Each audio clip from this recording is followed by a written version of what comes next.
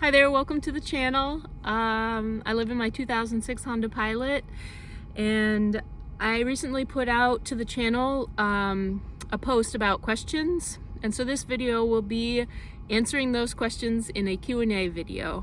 But first, let's make some tea.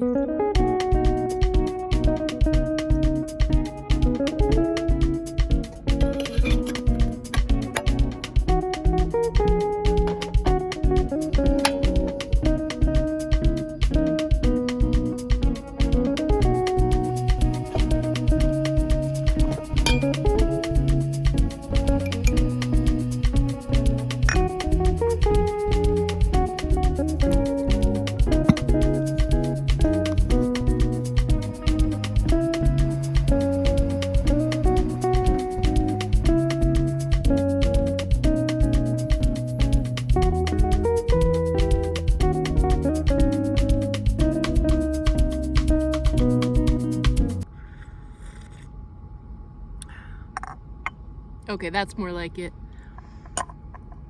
So I went through the questions and broke them into categories. So there's ones that are kind of like logistical questions, like how do I make living in my car work?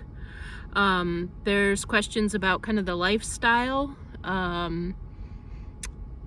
Lifestyle questions, the lifestyle of car life. Then there's some questions about editing, like about my videos. And then there's some questions about the future. And then there's some DoorDash questions. So I might just weave those in, or I might do them separate. But first, let's look at the logistics of car life. How do I make it work? What type of stove do I use? Here's my stove. I got this stove at REI. It was $45 and it's been wonderful. It does use butane. I get the canisters. I can get them at Walmart, at REI. They're butane canisters.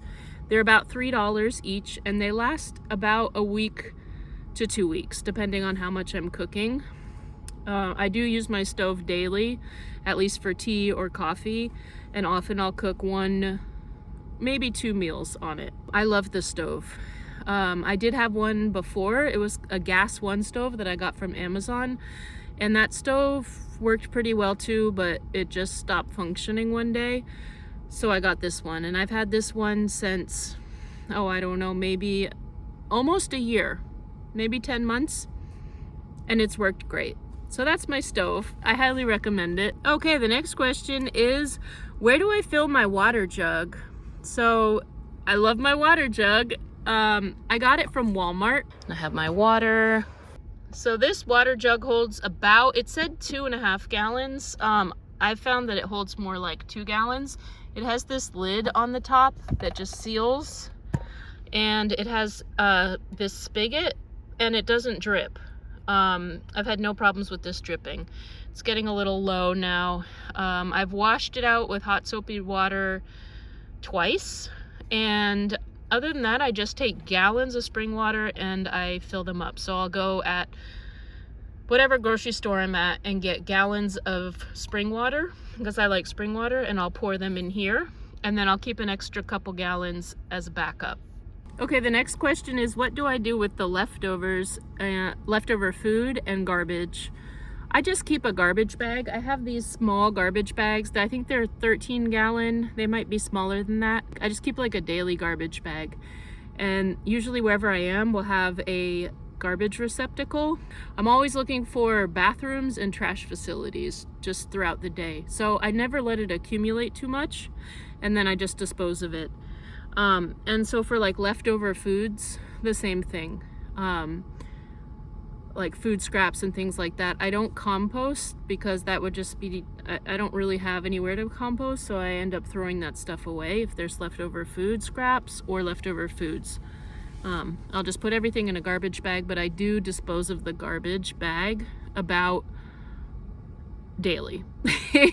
Almost every day. Okay, the next logistical question is, what do I do for mail? I don't get a ton of mail, but for certain things like my car registration, I use my son's address. So I do have an 18-year-old son. So even though I'm not on the lease, I talk to them and it's fine if I use his address. So I've been doing that. but that's not an address that I want to give out publicly. And so I think I will be getting a P.O. box. It'd be nice to be able to get channel mail. Some people have expressed interest in that, and I think it'd be fun for maybe like a month to have a P.O. box. I have heard that there are mail service, like basically you can't tell that it's a P.O. box and it's a mail service. It looks like a regular address, and I do think it would work for like a car registration and things like that. And they also will forward your mail if you're somewhere else, so that's something to look into. And it might be like there's different stores, they're not like post offices, but it's like a mail service, like a UPS store or something like that. So that is something that in the future I'm gonna look into getting, besides just like a P.O. box, but like an actual mail service. I do think that they're like 300 plus per year, but for somebody that doesn't have the option of using a friend or a family member's address for mail, it's a good one. Okay, the next question is, how do I make my window covers? So I took Reflectix and I pushed it in the window, and that created kind of like an indentation, and then I cut around that, and so that it was the shape of the window and I could fit it in there. And then on one side I put either fabric or these window decals from Amazon, like the one with the swan on it. I've gotten a lot of questions about that, and that is from Amazon. It's I just googled window decals, I believe, large window decals, and there's a whole variety of images that you can get. So I put that on one side, and then on the other side I used a spray adhesive and put black fleece on the back, and that's how I made my window covers.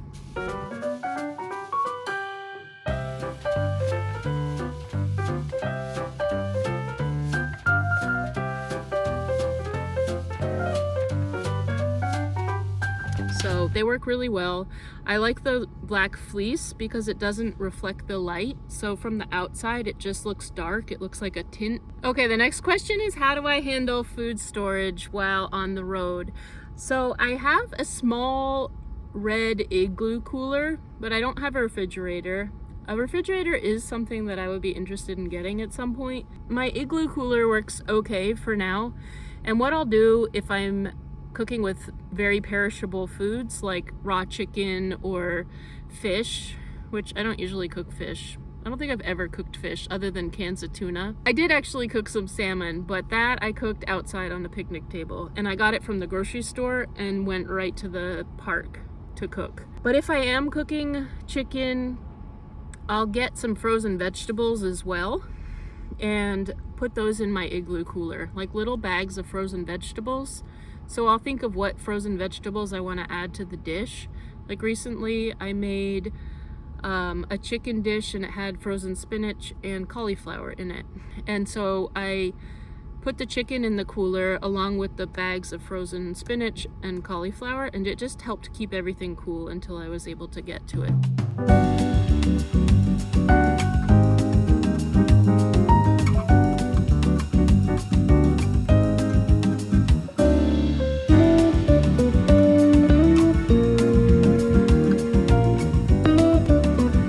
For perishable stuff, that's kind of what I do. Mostly I use non-perishable foods. So for food storage, I have these jars down here, and they're on they're just in the back of like the pocket of the seat, and there's rice, there's lentils, oats, and gluten-free pasta.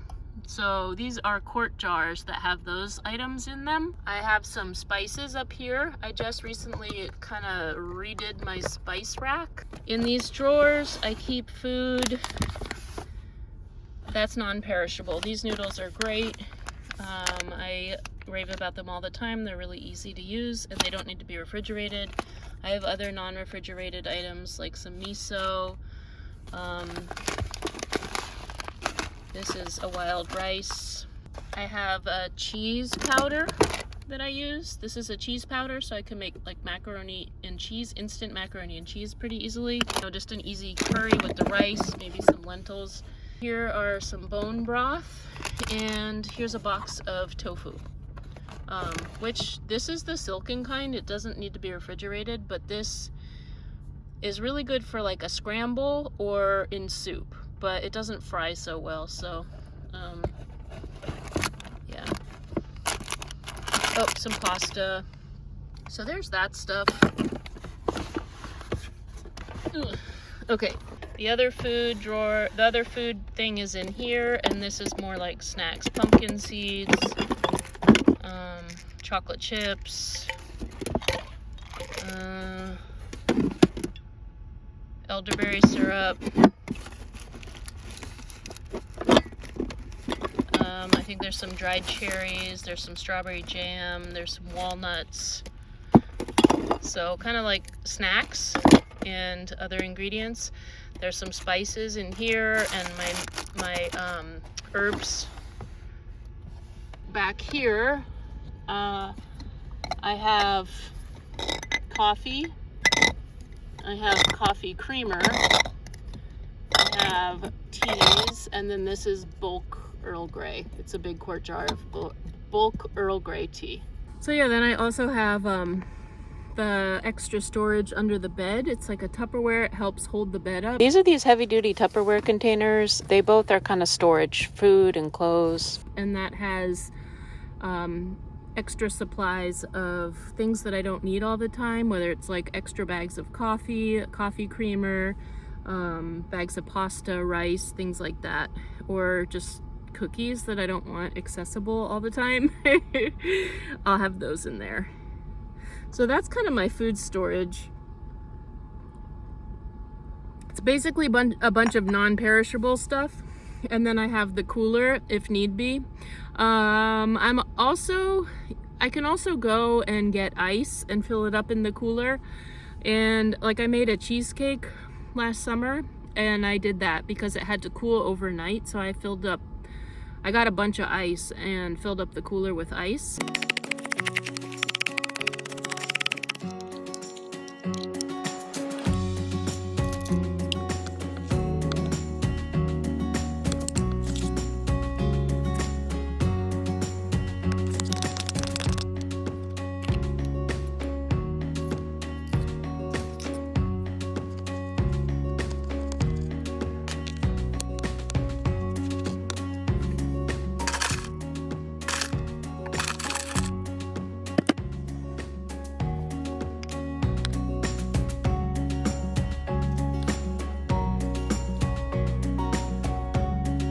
So that worked pretty well. But most of the time I just stick to the non-perishable foods. And under the bed I have like some smoked scallops in a can, some mussels, and I think there's some cans of tuna. So that works. Oh, and some cans of beans. So I didn't show those, but I do have those too. Yeah. And then things like carrots and potatoes, those keep for longer. And even kale. The next logistical question is, do I carry something for protection? Bear spray, a taser, something for protection? And I'll just say yes, I do. I won't get into detail, but yes, I do. Okay, this question is, how or where do I shower? Now, a lot of people have recommended Planet Fitness. I would love to kind of like patch up my relationship with Planet Fitness. It's a wonderful facility from what I can tell. In my experience, they were double charging me, and I tried to close one at one facility so that I could reopen at another. I needed like a home base, even though I was getting the $25 a month, like be able to go anywhere. But they didn't close out that first one, they renewed it, and so I was actually getting charged double, and then I was like overdrafting my account because things that I thought were gonna go through didn't, because I all of a sudden had this double charge. So it was just a whole situation a few years ago. So I just let those kind of go, and I'd like to figure that out and go talk to them and get that all sorted out, because Planet Fitness I think would be great, and it's a good, reasonably priced place to shower from what I can tell. But what I've been doing is sometimes I'll go pay $16, $19. Those are kind of the two prices I've paid at a Love's Truck Stop. The nice thing about a Love's Truck Stop is you get your own room, and They say 15 to 20 minutes, but what I've learned from you guys and also from experience is that they're not really strict about time. So that's kind of nice, you know, if you want to take a little extra longer in the bathroom and have the shower and everything to yourself. That's a nice option. But the other thing I've found is that sometimes Wise will offer day passes. I've come across Wise that have a free shower program. So that's a great alternative. So it's worth looking into, maybe checking out the Y. You can look online and see. But what's even better than Wise is day passes at recreational centers. So there's like community centers and recreational centers. I've never paid more than $8 for a day pass, and usually it's like $5, $4, $5, or $6, and you get a day pass. And they often have swimming pools. They have a locker room. There's the shower. There's like workout equipment, racquetball. It's basically like a Y, but it's a rec center. One place I was in Colorado, they offered for $8 the whole month. So for $8 at the rec center, I was able to go in as often as I wanted to and use their locker room. So it was like a locker room only month-long pass. Highly recommend rec centers. I didn't plan that. So, but yeah. All right, so I saved the juiciest. Okay, I just saved this one for the last because it's the most awkward one to talk about. And I have talked a little bit here and there about it, but it is important, I think, in a Q&A to go over this because I think it's part of an important part of the logistics of car life. And that is, how do I handle not having a restroom in my car? So let me just read. How do I handle not always having a restroom available, especially in mornings and evenings? So the first thing I'll say is that door dashing, I'm in and out of a lot of restaurants and areas, and sometimes I'll be waiting for an order. I'll get to the restaurant and it's not ready for another 5 or 10 minutes. That's a perfect opportunity to use the bathroom. At the end of the night, if I'm door dashing, I make sure, even if I don't feel like I have to, I'll make sure that I use the bathroom.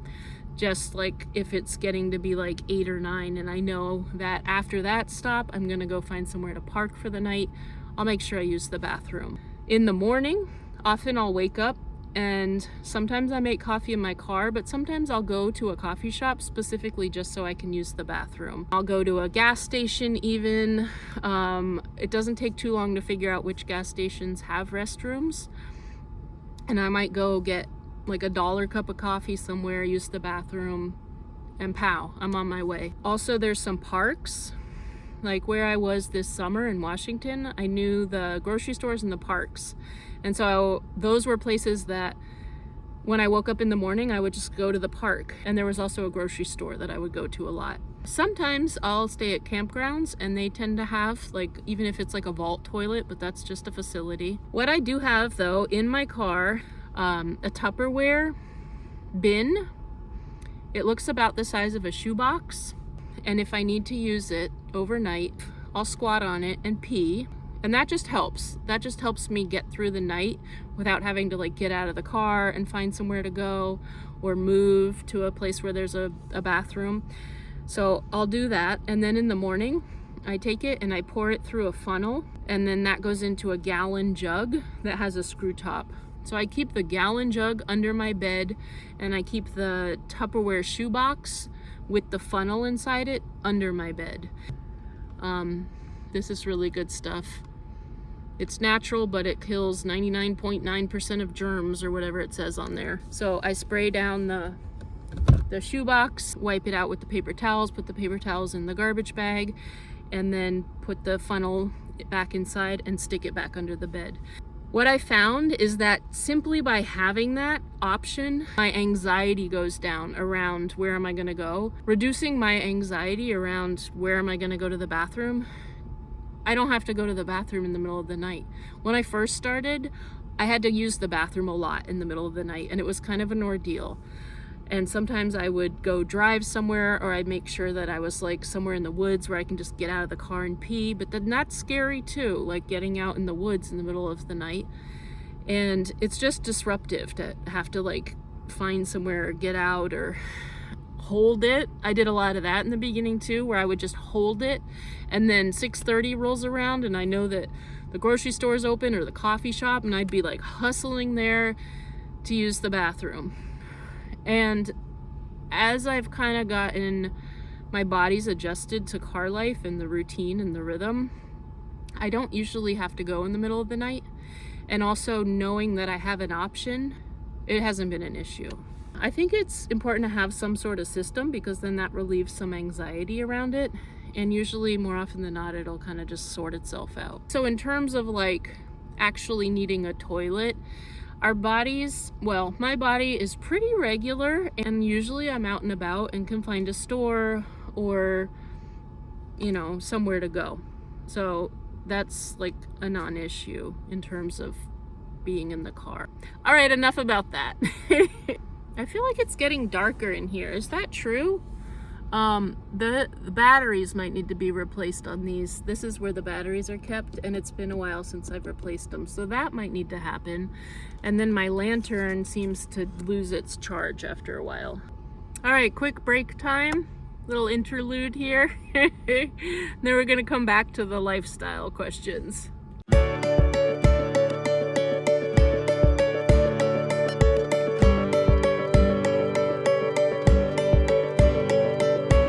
Okay, so the first lifestyle question I get a lot is, why am I living in my car?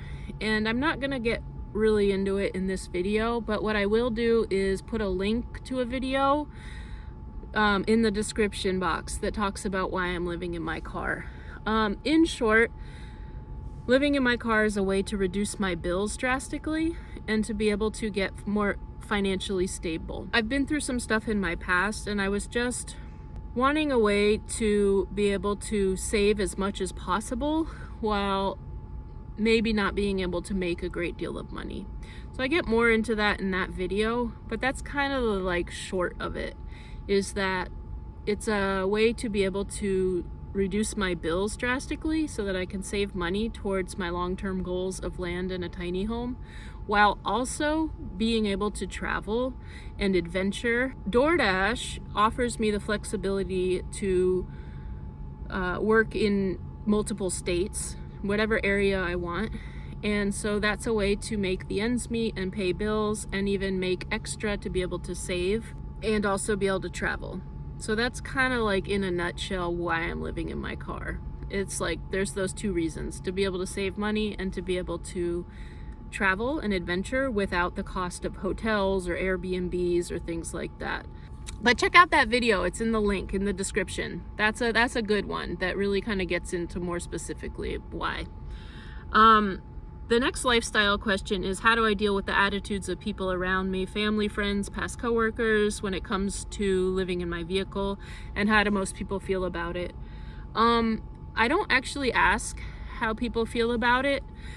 I mean, yeah, I've never actually asked how, except for my son, and he's like, go for it, you know? He's all for it. I don't ask a lot of people how they feel about it, because I'm stubborn, and I'm also determined to do what it takes to be able to get financially stable. And I think that's a combination of living very simply and also working hard. And so hopefully the combination of those two things will help me be able to pay off both of my vehicles, because I'm still paying on the Toyota Corolla, and I'm still paying on this car. I've always just kind of been an adventurer and kind of not walked on the regular traditional path. So I think at this point, like, my family members are kind of used to that, but they also see that I'm sober, stable, and I'm doing something that I'm passionate about that's going to benefit my future. And I think they're happy for that, from what I can tell. So also, when you follow your dreams and you follow your passions, and even if it is a little bit outside of the box, I think people will eventually come around and realize that you're doing what you want to do. I'm just kind of me, and I think that if, you know, you have a positive, or I think if we I'll speak for myself. I think the more positive I am about my lifestyle, about my goals, about any of it, about what I've been through in the past, the more positive I am, then the more positive the people around me will be, even if it's a little bit outside of their comfort zone. And those people that it's just like too extreme for, I'm okay with like not being that close to those people, because we're not all gonna like jive with everybody in our lives. And I keep a relatively small circle, and the older I get, the more I realize the value of having a core group of people that like really kind of like where you really get each other and really understand each other. And then it doesn't really matter if there's other people that don't. So yeah, I don't know, I hope that answers. I encourage you to go for it, live your dreams, and if we're doing things that make ourselves happy, then we're happier, and then eventually the people around us will see that we're happier, and they'll hopefully be happy for us. And the people that aren't happy for our happiness, or aren't happy for us going after what we want, I'm like, are they really down for us anyway? Are they really down for me? Like, if it's too if who I am is too uncomfortable for somebody, then maybe they're not somebody that I need to be close with. So the next question is, how challenging was it to downsize? So for me, it was a process of over a year. I knew that when the lease was up, I would be moving out of the apartment where I was with my son for his senior year. And I knew that I'd be moving into a vehicle. So throughout that year, I just every weekend would kind of go through my closet or I had a lot of fun getting rid of stuff, whether it was like selling it, bringing stuff to the pawn shop, like all my tools that I used to convert my van, I brought them all to the pawn shop. I don't know, it was fun. And all the house plants, that was kind of the hardest thing. I sold the house plants I'd grown, an orange tree from seed and an avocado when I used to teach kindergarten that was on my desk. So those things I sold, but I knew that if I had the time, I could feel really good about where everything was going. And it wasn't just like bringing everything out to the dumpster on the last weekend of moving out. And also the other thing, that once I realized that I wanted to eventually live in a vehicle, I made a commitment to myself that anything that I bought, so this was like when I was getting ready to buy the van and I converted the van, I made a commitment to myself that anything that I was new bringing into the apartment had to be something that I wanted with me in the van someday. So that was like really reduced what I bought or what I accumulated, and got me really kind of in that mindset of thinking, okay, I'm gonna have the size of a van to live in.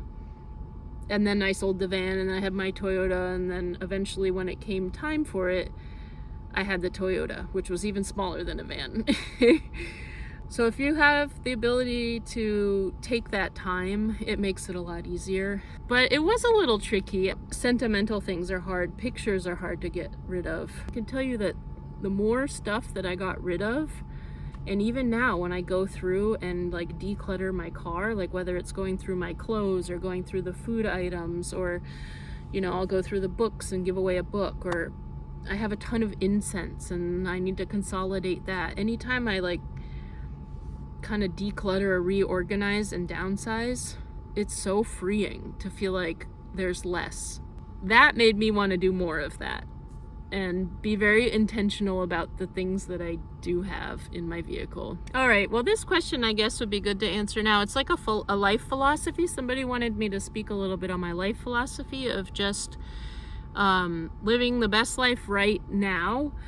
Like whatever situation we're in and whatever part of the journey, you know, not putting off happiness or not putting off our ability to access joy for like, because there's always going to be a future goal, I hope. So even when I have land in a tiny home someday and I have goats and chickens, and I'll be like, you know, what'd be really cool is that bathhouse that I want to build and that clawfoot tub. And then I'll get those things and I'll be like, you know, it's really cool. I'd love to start the summer camp where I teach survival skills to teens. And then I'll get that going and I'll be like, you know what else I'd like to do? I'd like to do full moon circles around the fire. And then I'd get that going and it'd be like, you know what else would be cool? So basically it's just going to go on and on. There's always going to be some future goal. And if we put off our joy and our contentment and our happiness and all those things for thinking, well, when I get that or when I achieve that, we're going to miss out on the whole journey. And I think it's very possible to get to the end of our lives and there'll always be that extra goal that we want to do. And it's like we'll never totally be content because we're always striving for something in the future. I think it's so important to have those goals as like a trajectory, a focus to keep us going, keep us motivated, and to get that feeling of accomplishment when we get there. But the joy is in the present. The joy is in the journey. The joy's in the moment, in the present moment, because that's all we ever have. And we've got memories from the past. More we're able to be in the actual present moment, the stronger our memories will be. And those are gifts that we bring from the past, is our memories. And the way that I try to do that, by slowing down and simplifying, having less stuff, taking on less, you know, like small tasks and running around. Like a lot of times things we think that they have to happen today, but they really can be put off for a day. Like we can simplify our errands, we can simplify our kind of like small tasks. Gratitude is the other thing, is the big thing that helps me stay in the moment, is stopping and taking time to appreciate what is in the moment. And it might be something as simple as my health, or the way it smells in the car after I burn a candle or light some incense or cook something on the stove, or the fact that the air feels very fresh, or the temperature is just right, or the stars look really beautiful at night. It's those really small things that add up to big things. So that's a little bit about my philosophy about going through life, because time goes quickly. It can go very slow, but it can also go very fast. And tomorrow's never promised to any of us. And that's kind of cliche, but it's so true. And we never know. We never know what the future holds, one way or the other. But we do have this moment right now. And that's where we're alive. That's the moment where we're alive. Okay, I think I'm gonna do a part 2 of the Q&A because there's still quite a few more questions. There's a few more lifestyle questions, and then some editing questions, and then also questions about the future, like ideas for the future plans. So I'm gonna wrap this video up, but I'll be doing another Q&A part 2. And if you have some questions you want to add, feel free to go to that post. It's under the community tab. Put the questions in there and I'll make sure to include them with the next video. So it's on the channel, it's under the community post, and it's a couple posts down, and I believe it says Q&A and then some stuff about posting questions. So feel free to add a comment in there, or even under this video if you have questions about stuff I went over, or you can add some questions in this video and I'll compile those into part 2 of the Q&A. This has been a lot of talking and me sitting here, but hopefully I answered some of your questions that maybe more than one of you had. And thanks for, putting them down and helping me kind of compile them. And thanks for being interested in my car life journey. And I hope I'm able to help. If you found this video helpful at all, do you mind hitting the thumbs up button? If you're watching for the first time, I invite you to subscribe and find out more about my journey of my living in my 2006 Honda Pilot. And yeah, I appreciate you guys. And I'll see you soon on the next one, part 2. Okay, take care everybody, and see you soon.